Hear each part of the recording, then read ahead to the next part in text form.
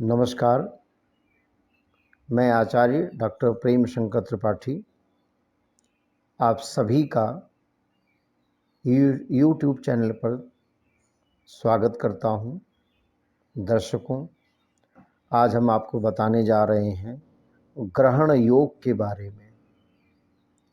ये ग्रहण योग जो 14 अप्रैल से 14 मई तक बना हुआ है, इसका कैसे प्रभाव पड़ेगा, ग्रहण योग होता क्या है, आइए समझते हैं।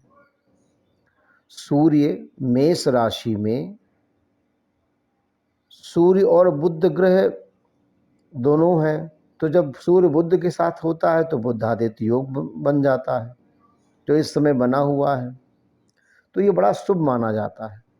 लेकिन मेष राशि में राहु की उपस्थिति हो जाए तो बुधादित्य योग के शुभ प्रभाव को कम कर देती है। ज्योतिष शास्त्र के अनुसार जब किसी राशि में सूर्य और राहु एक साथ आ जाते हैं तब ग्रहण योग का निर्माण होता है। इन दो ग्रहों की युति से जातक के स्वास्थ्य संबंधी परेशानी होती है। जातक की आंखें सबसे ज़्यादा प्रभावित होती हैं। पिता के स्वास्थ्य में भी ये ग्रहण दोष बहुत ज़्यादा प्रभावित होता है।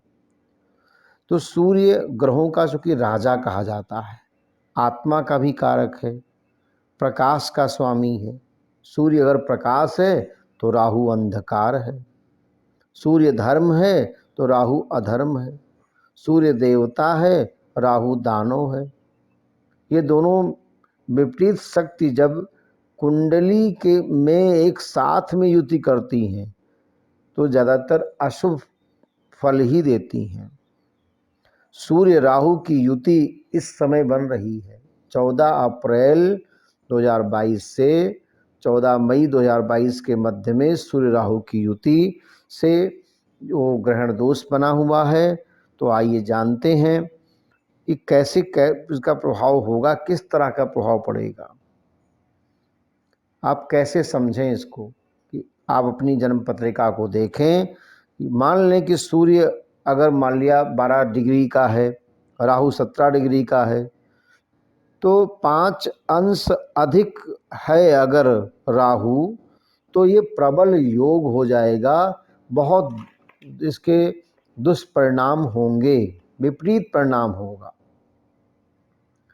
अच्छा, इसके विपरीत सूर्य यदि 5 अंश का है और राहु 27 अंश का है, तो दोनों के बीच में 22 अंश का अंतर है।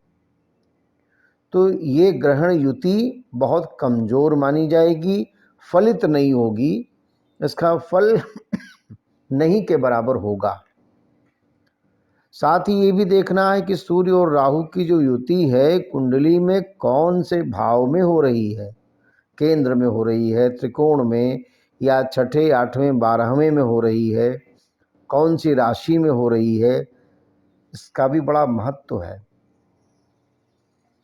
मान लें कि मेष लग्न की कुंडली है और लग्न में ही सूर्य और राहु की युति है। राहु अंशों में सूर्य से अगर दब रहा है, सूर्य बलवान है, तो उस राशि का स्वामी जो मंगल है अगर शुभ अवस्था में है और शनि भी कुंडली में शुभ राशि में है, तो यहाँ राहु का प्रभाव कम होगा। शत्रु राशि में होने के बावजूद भी सूर्य के नियंत्रण में रहेगा और सूर्य से मिलने वाले शुभ फलों में बढ़ोतरी ही करेगा।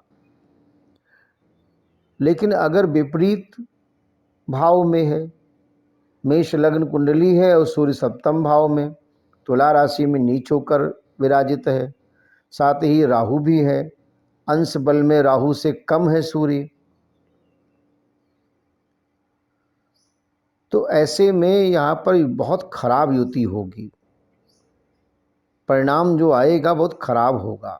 सप्तम भाव का फल बिगाड़ देगा।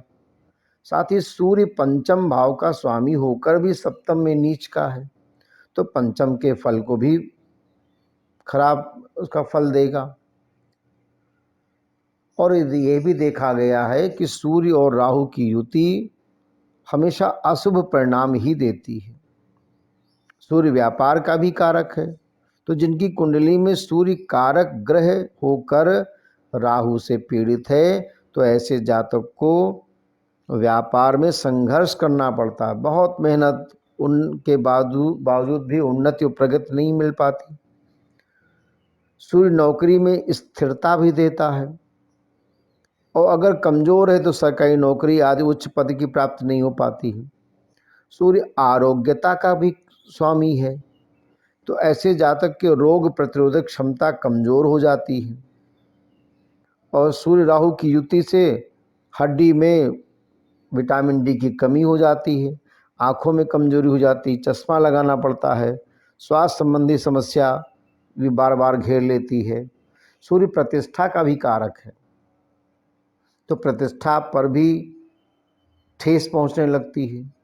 सूर्य राहु की युति अगर अष्टम भाव में है, सूर्य पीड़ित है, तो मान सम्मान पर ठेस लगती है, बदनामी झेलनी पड़ती है, नौकरी करने वालों पर रिश्वत का आरोप भी लग जाता है।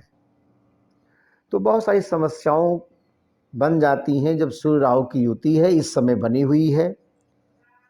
आप अपनी जन्म पत्रिका को देखें, किसी भी प्रकार की समस्या यदि है तो समाधान के लिए आप कमेंट्स पर भी लिख सकते हैं, और आप मुझे फ़ोन भी कर सकते हैं, जिससे आपकी समस्या का समाधान हो।